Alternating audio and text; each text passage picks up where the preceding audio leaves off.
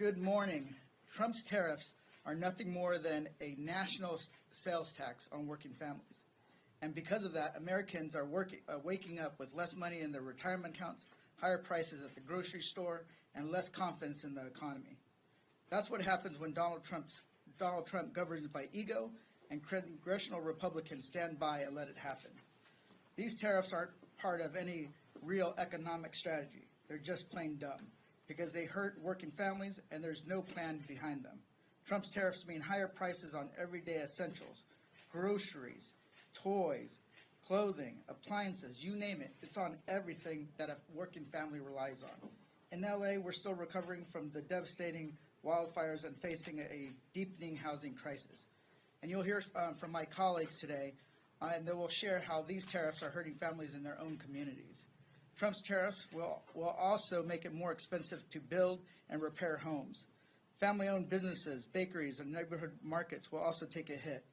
Rising food and supply costs will force small businesses to raise prices on consumers who are already struggling to get by. Even the toys we buy for our kids, many made outside of the United States, will cost more under Trump's plan. From the West to the East, the Midwest to the South, parents everywhere are already stretching every dollar just to get by. And Trump's tariffs don't help American workers. They just make life harder for the people we represent. And it's up to Congress to rein in these taxes on working families. That's why I'm standing with my fellow Dad Caucus members to speak out on behalf of working parents and to call on congressional Republicans to do their job and join us to reclaim our authority. With that, I'm going to hand it over to Representative Schneider, with not only Dad's Caucus member, but the head of the New Dems. Thank you, Jimmy, and thank you for your leadership in bringing us together as dads. We're gathering here talking about what's on the minds of parents all across the nation right now. How they'll make sure they can keep a roof over their heads, put food on the table, save for their kids' future, as well as even their own retirement, and even how they'll care for their own parents as they begin to age. For families, Trump's trade war and his tariff tax are a five-alarm fire. Parents right now are already facing huge costs as they raise their kids with the crazy price of child care, expensive groceries, and skyrocketing college tuition. Instead of looking seriously at solutions that can help hardworking families not just get by, but get ahead, Trump is hitting them with a massive, probably the most extensive tax in U.S. history. The Yale Budget Lab estimates that Trump's tariffs will cost the average American family $3,800, almost $4,000. For many families, that's more than they make in an entire month. That's money they're relying on to pay for school supplies, lunches, daycare, birthday presents, afternoon snacks, and maybe even a trip to see their grandparents. Many of us up here right now know it's expensive to raise a kid. Well, Trump's tariff tax is going to make it much more expensive to raise those children. Toys, car seats, cribs, onesies, baby shoes, high chairs, everything you see on this table, we can expect to see the prices rise for all of the essential and already expensive goods. Diapers, we all know infants go through 7 to 10 diapers in a day. Trump just added a tax, a daily tax on diapers.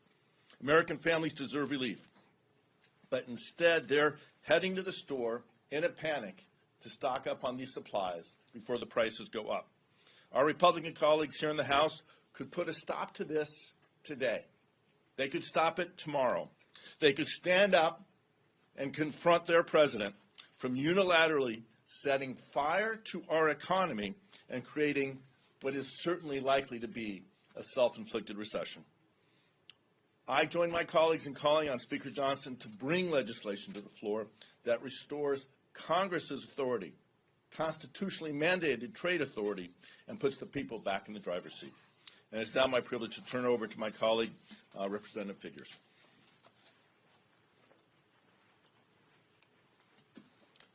Good morning. These tariffs are yet another example of this administration acting without consideration of how it's going to impact everyday people across this country, most certainly not considering how it's going to impact the average person in my home state of Alabama. Just last year, Alabama exported over $10 million in automobiles manufactured across the state, including in Montgomery, Alabama, which is part of my congressional district. Well, a 25% tariff on this industry is crippling. It's something that's going to harm our ability to be able to maximize the impacts of this industry, one that the state of Alabama has grown to be a leader in this country for. This trickle-down effect is going to impact the ability of those companies to be able to hire workers, not only just the people ability to be able to afford the vehicles. I represent a state where, in a district where the individual median income is just north of $30,000, just north of $30,000. People cannot afford this tax on their life. People cannot afford to see almost every good that they rely on to be jacked up in prices. We simply cannot afford it in the state of Alabama. You know, these tariffs are estimated by some to be the largest tax at least since 1982, quite possibly in this history, in the history of this nation. We have never seen this type of recklessness before. We've never seen this type of disregard for the average everyday consumer in this country. Business owners are not going to just suck these expenses up. They will not. They're already saying, if I can't pay it, I'm going to have to pass it on. Well, that gets passed on to me. That gets passed on to people in Greenville, Alabama, and Evergreen, Alabama, and Mobile, Alabama, and Pritchard, Alabama. Some of the poorest people in this nation. They simply cannot afford what this administration is doing. Exports in the state of Alabama, things like shrimp and catfish and other, other foods. We simply cannot do it. We have an enormous agriculture industry in my state, and this is going to make it harder for those companies to succeed. And it's going to make it harder for people to get by every single day. And this is at a time where we are seeing this administration and our Republican colleagues, at the same time they're raising prices on Americans, they are seeking to take benefits away from the most needy Americans. They are proposing SNAP benefit cuts that are of a scale that's going to be disastrous for too many families. They are proposing taking health care away from the people that need it most. And so this is just adding insult to injury and something that we cannot afford to continue to be able to do. People need the government to be there for them. And I'm proud to stand with my colleagues here in the Dads Caucus to do just that, to advocate on behalf of the people that need it most, to advocate on behalf of families, to advocate on behalf of parents. And so with that, I'll turn it over to my colleague from the state of Nevada, Congressman Stephen Horsford. Well, good morning. It's an honor to be here with my colleagues from the Dads Caucus. I want to thank Congressman Jimmy Gomez, also on the Ways and Means Committee, because we're just trying to bring attention to a very simple but true fact, and that is life is already too expensive for families, and dads are bearing a part of that brunt as well. Barely 2 months ago, Donald Trump inherited an economy at record highs. Back then, our allies still considered us friends, our trading partners still considered us trustworthy, and working families still had confidence in the future they were building for themselves and their loved ones. We're here right now, barely 2 months later, because none of that is true anymore. A tariff is a tax, and Donald Trump owns these erratic taxes. But here's the catch. A tariff is also a tool. They can be used to protect our workers and our communities. Trump's choosing to use them to crash our economy instead, and that is terribly unfortunate. This president campaigned in Nevada on lowering prices, but how's he governing? Groceries cost more, appliances will cost more, cars will cost more, clothing will cost more, and there are open discussions about a looming recession that wasn't even on the horizon when we started this year. There are studies that show that Trump's tariffs will cost the American family an average of about $3,800 in lost purchasing power each year. Nevadans expect competence from their government. Nobody is sitting around eager to waste or spend another $3,800 on Trump's trade war. In Las Vegas, we're already grappling with higher prices and a housing crisis. Housing prices dramatically outpace income growth. In fact, nearly half of all renters spend 35% or more of their monthly income on housing. for extremely low-income renters, we only have about 14 units for every 100 households who need one. That's the lowest in the nation by far. And where incomes have gone up, housing prices have gone up 2.5 times more. So we desperately need more housing. That's what Congress and this president should be focusing on. But instead, these tariffs on steel and aluminum, both of which come from Mexico and Canada, are working against us when we talk about the housing affordability crisis. Right now, the Las Vegas Valley is seeing anywhere from 10 to 15% increases in material costs, with some projections up to 25% in the coming weeks. That impacts budgets, it impacts timelines, and it impacts who will ultimately be able to afford a home. There's nothing political about a harmful policy. This isn't about right versus left. It's about right versus wrong. These blanket tariffs are wrong. And the president, Donald Trump, is wrong for enacting them. Nevadans deserve better. The American people deserve better. And that is why the Dads Caucus is here, because every dad, every parent, in fact, deserves better when it comes to the country that we're leaving our children. So thank you to Chairman Gomez for your leadership, for bringing us together, and to my colleagues for making sure that we have this opportunity. And so now I will turn it over. I'm sorry, I didn't have the list. Okay. No worries. Apologies. Oh, good. I'm Congressman Suhas Subramaniam. Thank you to Congressman Gomez and the entire Dads Caucus for organizing us today. And let me start by stating the obvious. These revenge tariffs make no sense and are going to make life harder and more expensive for working families on a budget. I'm a dad with 2 daughters, and hundreds of thousands of families across Virginia, like mine, are going to feel the devastating effects of these tariffs. Prices are up at the grocery store already, prices are up at the pharmacy, and prices are up at department stores. And my girls keep growing. It feels like they need new clothes every 2 months, and it gets expensive. But these tariffs are the largest peacetime tax increase in history. And who bears the brunt of this? It's the parents, it's the working moms and dads, and it's the families already stretched thin, barely making rent and putting food on the table. And many of those moms and dads own small businesses as well. Businesses like Mom's Apple Pie, a popular bakery in Loudoun County. And you know what ingredients and supplies are critical for bakeries to succeed? Eggs, aluminum foil. All these supplies are becoming increasingly expensive because of the president's actions. And it's not just Mom's Apple Pie. I've spoken to businesses across Virginia that are starting to lay off employees and increase prices on their customers because this administration has made it harder and more expensive to do business. These tariffs do not liberate anyone from anything but the money in their bank accounts. And we need to stop making the cost of living higher for families who are already struggling. So I ask my colleagues to join us in our fight for policies that put our children, families, and family-owned small businesses first. So let's push policies and that actually are pro-business and are actually pro-family, not these tariffs. Thank you. And I hand it over to Congressman Derek Tran. Hi, good morning.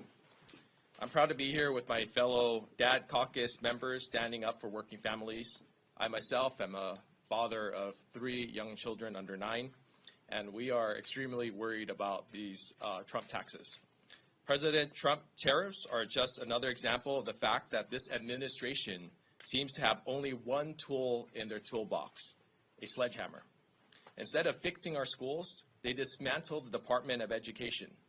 Instead of delivering better health care, they cut funding for Medicaid.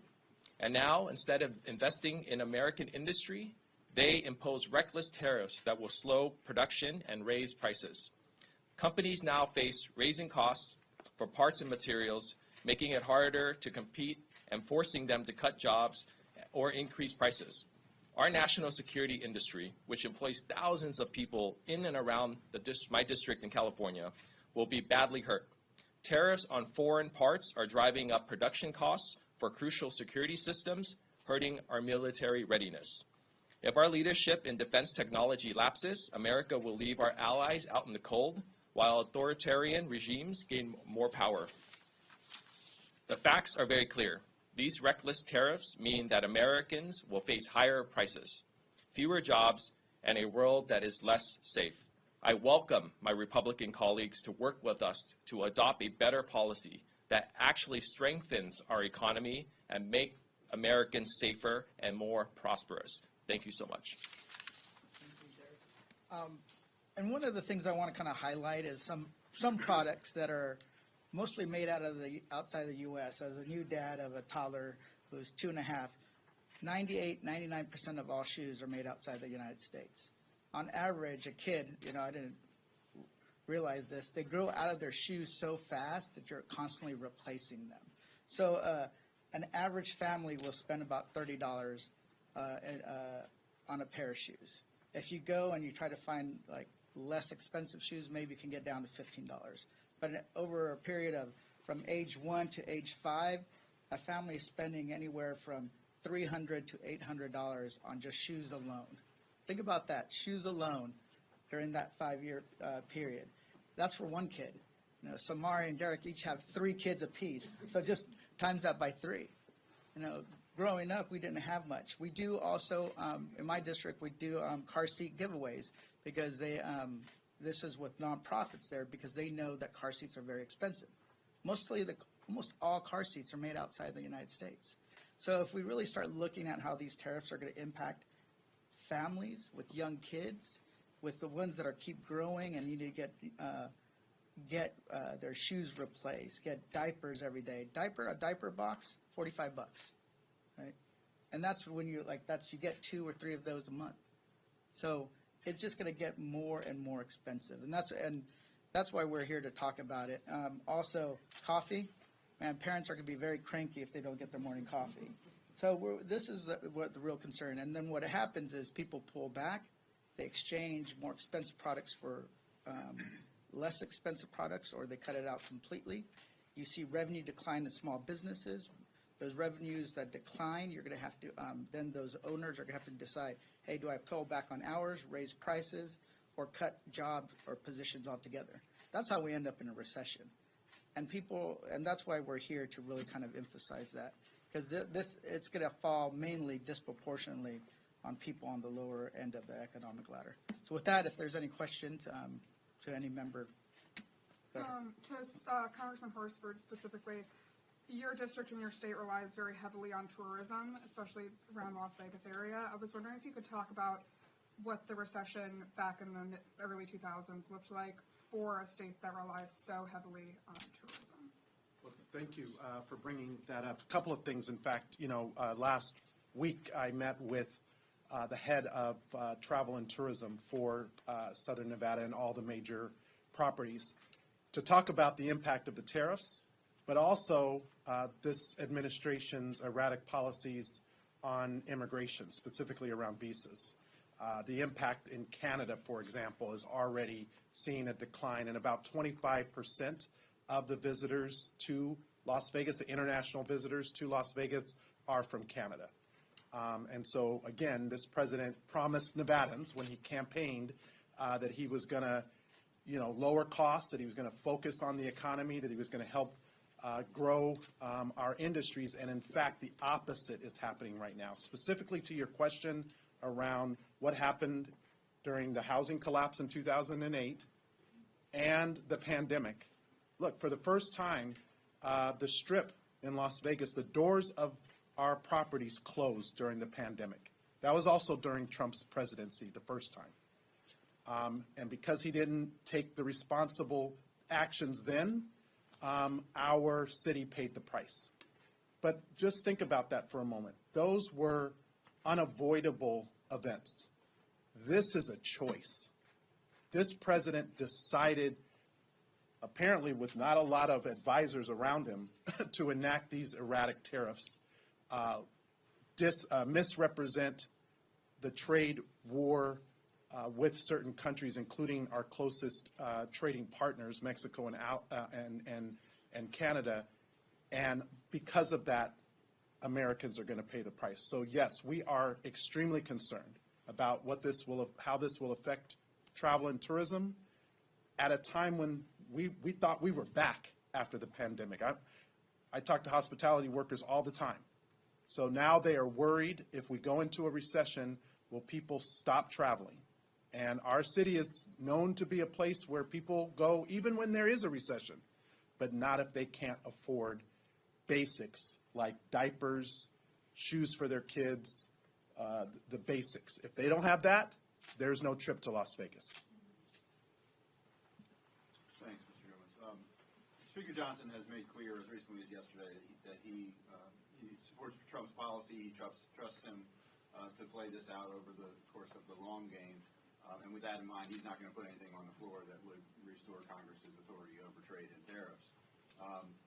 There are Republicans, however, who support your position in the House and the Senate. Wondering if you were in discussions with any of them about forcing a vote via discharge petition or some other gimmick. We've seen those get 218 signatures recently. Yeah, I think there are discussions, but one of the things we want to do is continue the pressure, because a lot of them are still not feeling the pressure from the constituents that they need to feel in order to vote their conscience and their districts against the Trump administration. So we're going to keep forcing this as an issue, and I think there are plans to have a vote on this, but it has to kind of percolate for a little bit. And as long as Trump keeps these tariffs in place, I think it's going to be, we're going to get more and more support. He announced an additional 50% tariffs on China if they don't respond by tomorrow.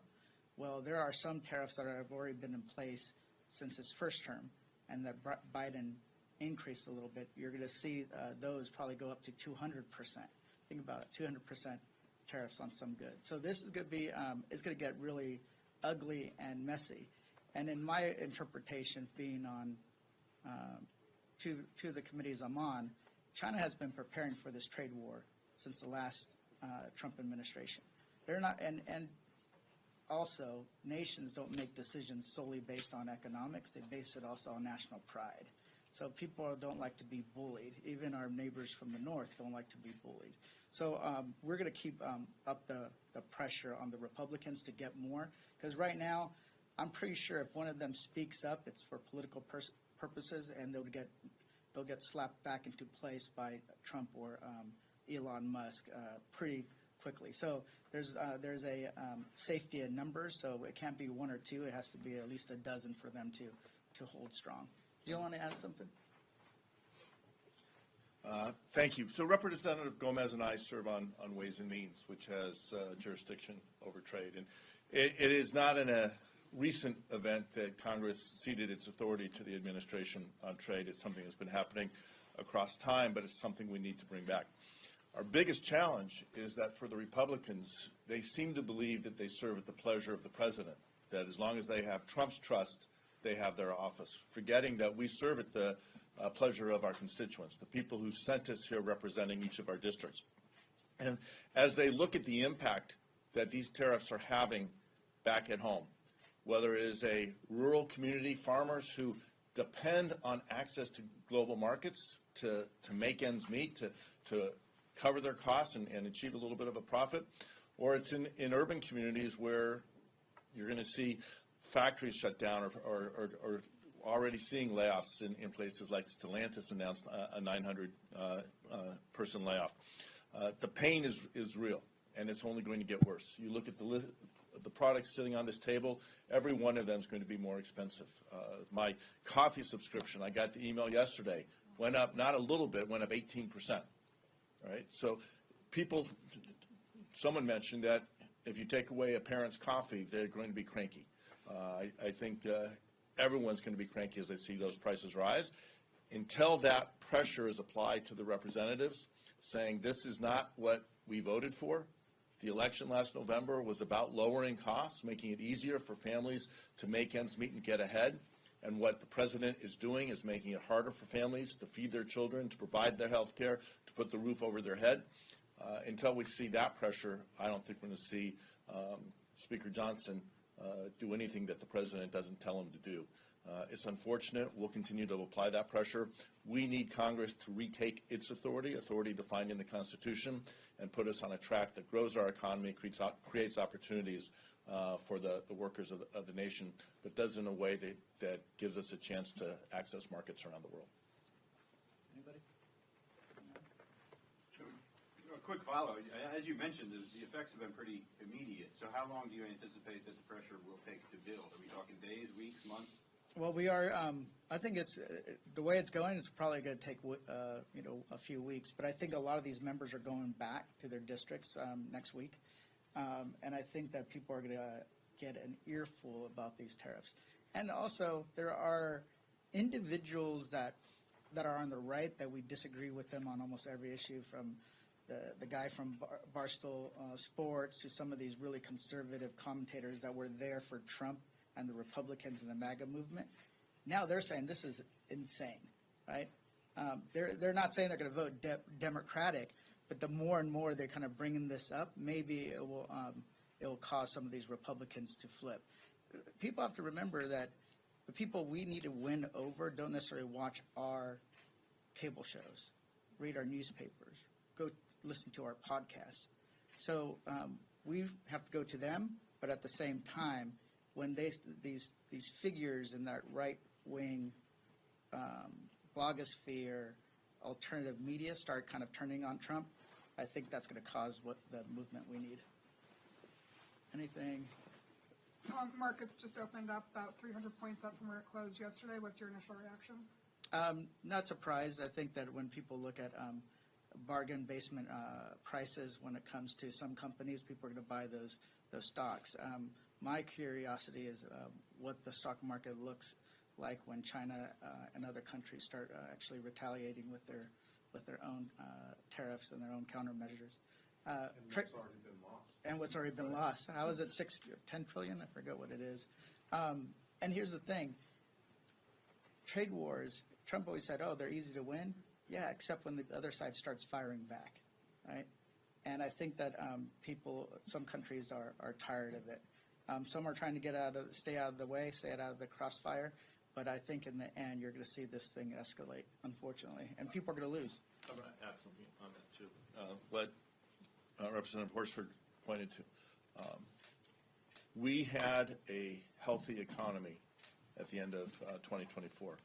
The Economist had a cover in October that said the American economy was the envy of the world. We had lifted the entire global economy out of the doldrums from the pandemic. And the decisions that President Trump has made has taken a bull market that has been sustained over time, and in a matter of days turned it into a bear. As of yesterday, the NASDAQ, the S&P, and the Dow were all in bear territory. So what we're seeing is a pause. I think what you see the market doing is looking to see what is the next step. Is the president, the question everyone's asking is, are these tariffs permanent? Are they a negotiating tactic? The more increasingly apparent that the president sees these as permanent, as something that's going to be in our future, I think you're going to see that we stay in that bear territory. As companies have to make the hard decisions, are they going to invest in a new piece of equipment or a new line? Are they going to hire new people? Or are they going to have to hunker down because of the president's what I'll call irrational and capricious tariffs? I think you're going to see the economy in for a long run. So my hope is the president is convinced to change course, that Congress takes action and takes its responsibility back, and we can get the economy moving forward in a constructive way. And the stock market isn't the only economic indicator, right? So what else are they looking at? There was a surveys by Moody's that said that there was more negative sentiment from corporations that the economy was going to get into a recession. That was the first time in years that's been the case, more negative than positive. Consumer confidence is down, right? So banks have just issued warnings. I think now we're at a 45% likelihood of a recession. Now 65? Well, now yeah. They said 60. Goldman said 45. If the tariffs are temporary, if they're permanent, they said we're in recession. Yeah. So this is the stock market going up and down does fluctuate, but that costs people their retirement. But the little bit of spikes is not enough to offset what we're already seeing as a decline in economic growth going into a recession with higher inflation. You guys do the math. There's a term for that one. So with that, if there's any other questions. Last question. Last question? If not, thank you so much, everyone.